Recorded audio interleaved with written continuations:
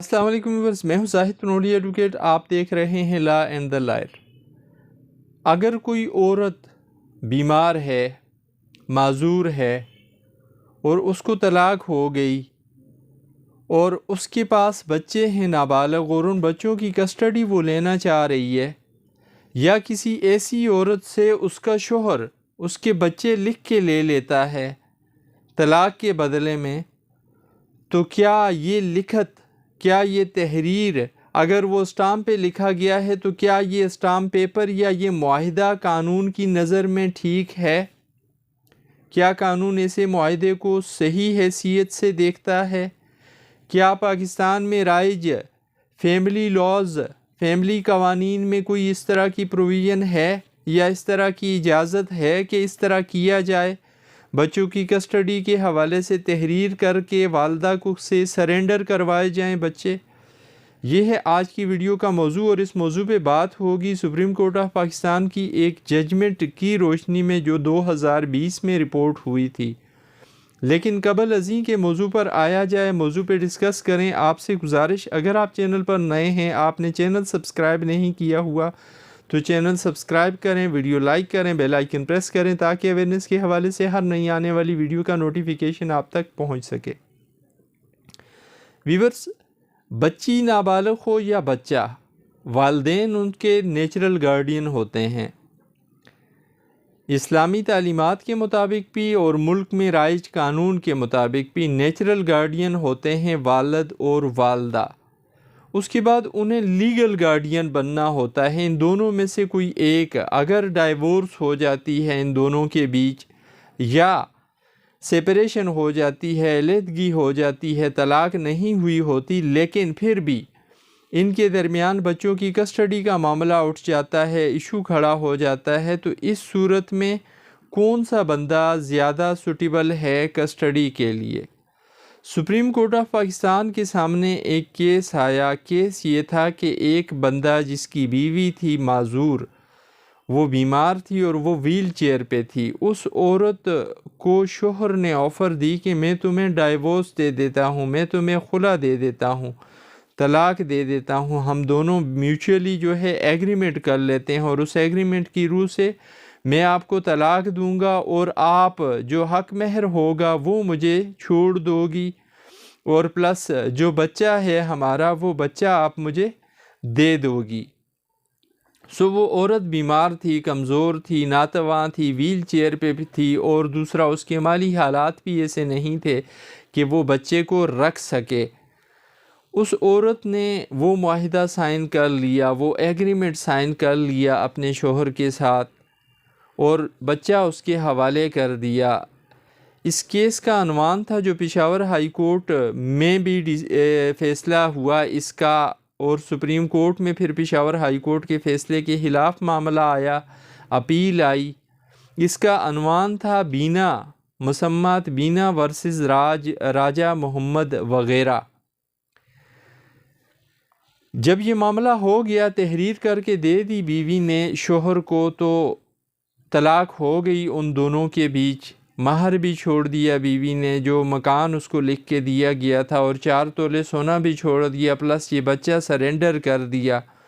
اب تھوڑے ٹائم بعد والدہ کو اپنے بچے کی محبت ستائی، یاد آئی، اور اس نے اپنے بچے سے ملنے کی کوشش کی، باپ نے ملنے نہ دیا بچہ۔ پھر والدہ نے عدالت میں دعویٰ دائر کر دیا بچے کی کسٹڈی کے لیے، گارڈین اینڈ وارڈ ایکٹ کے تحت۔ عدالت نے، گارڈین کورٹ نے بچے کی کسٹڈی حوالے کر دی، پٹیشن منظور کر لی والدہ کی، اور بچہ حوالے کر دیا، حوالے کر دیے جانے کا حکم دیا والد کو۔ والد نے اس فیصلے کے خلاف اپیل کی، اپیل والی عدالت نے اپیل خارج کر دی، اور جو نیچے والی عدالت کا فیصلہ تھا اس کو بحال رکھا۔ اس اپیل والی عدالت کے فیصلے کے خلاف اور نیچے ٹرائل کورٹ کے فیصلے کے خلاف والد نے ریٹ پٹیشن دائر کی پشاور ہائی کورٹ میں، اور وہاں پہ یہ پلی لی کہ میری بیوی معذور ہے، مالی طور پہ بھی وہ اس قابل نہیں ہے کہ وہ بچے کی کفالت کر سکے، بچے کی دیکھ بھال کر سکے، اور تیسرے نمبر پہ اس نے یہ بچہ مجھے لکھ کے دے دیا تھا، لکھ کے دے دینے کے بعد یہ کسی طریقے سے بھی اہل نہیں ہے کہ مجھ سے یہ بچہ واپس لے، لہٰذا نیچے والی دونوں عدالتوں نے جو فیصلے کیے ہیں وہ فیصلے غلط ہیں، وہ اس ایگریمنٹ کے خلاف ہیں جو میرے اور میری بیوی کے درمیان ہوا تھا۔ ہائی کورٹ میں دائر کی گئی یہ ریٹ پٹیشن ہائی کورٹ نے منظور کر لی اور نیچے والی دونوں عدالتوں کا فیصلہ ہائی کورٹ نے سیٹ اسائیڈ کر دیا، اور ہائی کورٹ نے یہ قرار دیا چونکہ یہ عورت خود لکھ کے دے چکی تھی بینا بی بی اپنا بچہ اپنے شوہر کو، لہٰذا یہ بچہ لینے کی اہل نہیں ہے، اور نیچے والی عدالتوں نے فیصلہ جو دیا ہے یہ غلط دیا ہے۔ اس فیصلے کو چیلنج کیا، ہائی کورٹ کی ریٹ کے فیصلے کو چیلنج کیا بینا بی بی نے سپریم کورٹ آف پاکستان میں، اور سپریم کورٹ آف پاکستان نے پھر فیصلہ دیا جو رپورٹ ہوا PLD 2020 سپریم کورٹ 508۔ اس کیس کو سنا چیف جسٹس آف پاکستان، جو موجودہ چیف جسٹس ہیں پاکستان سپریم کورٹ کے، قاضی فائز عیسیٰ صاحب نے اور مشیر عالم صاحب نے، اور اس فیصلے میں یہ قرار دیا کہ والدین کے درمیان بچوں کی کسٹڈی کے حوالے سے کوئی بھی اگر معاہدہ ہوتا ہے اس طریقے سے جس میں والدہ سے بچے سرنڈر کروائے جائیں، والد کو لکھ کے لیے جائیں، ایگریمنٹ کے ذریعے لیے جائیں، سٹامپ کے ذریعے لیے جائیں، ایسے کسی ڈاکومنٹ کی، ایسے کسی ایگریمنٹ کی، ایسے کسی لکھت کی، ایسی کسی اسٹامپ پیپر کی کوئی قانونی حیثیت نہیں ہے۔ قانون کی نظر میں ایسا کوئی بھی ایگریمنٹ اگر کیا جائے گا وہ ایگریمنٹ کانٹریکٹ ایکٹ کی سیکشن 25 کے خلاف ہے، سیکشن 25 کانٹریکٹ ایکٹ کے منافی ہے۔ شرعی لحاظ سے بھی اس طرح کا ایگریمنٹ نہیں کیا جا سکتا کیونکہ والدہ بچے کی گارڈین ہوتی ہے۔ شریعت نے والدہ کے حق حقوق متعین کیے ہوئے ہیں بچوں کے حوالے سے، بچوں کی کسٹڈی کے حوالے سے، لہٰذا اس طرح کی تحریر قانون کی نظر میں کسی صورت نہیں مانی جائے گی۔ پاکستان میں جو رائج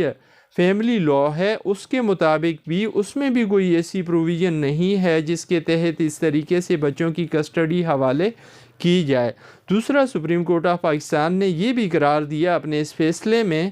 کہ ماں کا بیمار ہونا، ماں کا کمزور ہونا، ماں کا ویل چیئر پہ ہونا یا ماں کی مالی حیثیت نہ ہونا بھی کوئی کسی ماں کو، کسی والدہ کو اپنے بچے کی کسٹڈی سے محروم نہیں کر سکتا۔ ایسی صورت میں بھی ماں کو بچہ حوالے کیا جا سکتا ہے کیونکہ بچے کو ماں کی ضرورت ہوتی ہے، ماں بچے کی بہترین پرورش کر سکتی ہے۔ والد کے ذمہ داری ہوتی ہے بچوں کے مالی معاملات دیکھنا، بچوں کے مالی معاونت کرنا، بچوں کو مالی معاملات میں سہولت فراہم کرنا۔ باپ اپنی ذمہ داری پوری کرے اور ماں پہ قدغن نہیں لگائی جا سکتی، یا ماں سے بچے اس صورت نہیں لیے جا سکتے کہ وہ بیمار ہے، بیماری کی وجہ سے وہ اپنے بچوں کی دیکھ بھال نہیں کر پائے گی، یا وہ ویل چیئر پہ ہے، یا وہ مالی لحاظ سے کمزور ہے۔ یہ کہا سپریم کورٹ آف پاکستان نے اپنی اس ججمنٹ میں، جس کا ٹائٹل تھا مسمات بینا ورسز راجہ محمد وغیرہ، اور جو رپورٹ ہوئی PLD 2020 سپریم کورٹ پیج 508 پر۔ یہ تھی آج کی ویڈیو جس میں ہم نے ڈسکس کیا کہ اگر لکھ کے دے دیا جائے کوئی بچی یا بچہ نابالغ والدہ کی طرف سے والد کو، تو اس کی قانونی حیثیت کیا ہے، کیا ایسی لکھت قانون مانتا ہے۔ یہ تھی ویڈیو۔ امید ہے آج کی ویڈیو آپ کی معلومات میں اضافے کا باعث بنے گی اور آپ کے لیے مفید ثابت ہوگی۔ آخر میں پھر گزارش، اگر آپ چینل پر نئے ہیں، آپ نے چینل سبسکرائب نہیں کیا ہوا تو چینل سبسکرائب کریں، ویڈیو لائک کریں، بیل آئیکن پریس کریں تاکہ اویئرنیس کے حوالے سے ہر نئی آنے والی ویڈیو کا نوٹیفیکیشن آپ تک پہنچ سکے۔ زندگی رہی پھر حاضر ہوں گے کسی نئے موضوع کے ساتھ۔ اجازت دیجیے، اللہ حافظ۔